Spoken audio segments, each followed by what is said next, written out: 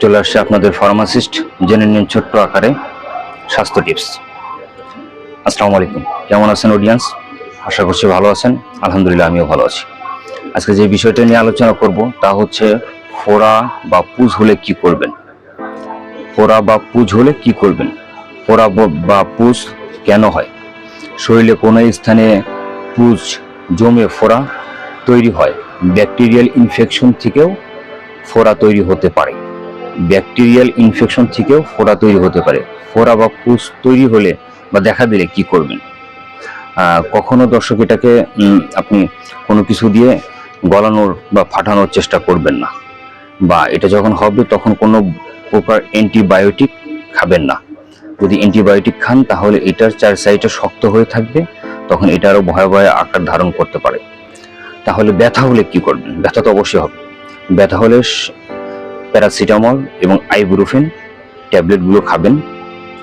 আর যখন এটা অটোমেটিকলি ফেটে যাবে তখন এটাকে পরিষ্কার গজ বা কাপড় দিয়ে এটাকে ড্রেসিং করতে হবে। এটাকে ভালো করে ড্রেসিং করতে হবে, একদিন পর পর ড্রেসিং করতে পারেন।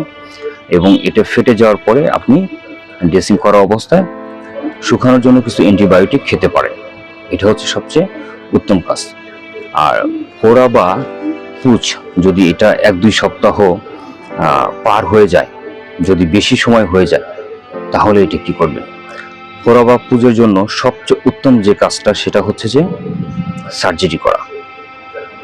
আপনি এটার যদি উত্তম চিকিৎসা বলেন তাহলে আমি বলবো এটাকে সার্জারি করা। সার্জারি করার পরে ওই পরিষ্কার গজ দিয়ে তুলা দিয়ে একদিন পর পর ড্রেসিং করতে হবে এবং ডাক্তারের লেখা অনুযায়ী নির্দিষ্ট অ্যান্টিবায়োটিক খেতে হবে নির্দিষ্ট সময় অনুযায়ী। তাহলে আপনি এটা থেকে মুক্তি পাবেন। ডাক্তার এমনটাও করতে পারেন, সেই ফোড়া বা পুজ থেকে সলিউশনটা নিয়ে এটা চেক করতে পারেন যে কোন জীবাণুর কারণে এই ফোড়া বা পুজ হচ্ছে।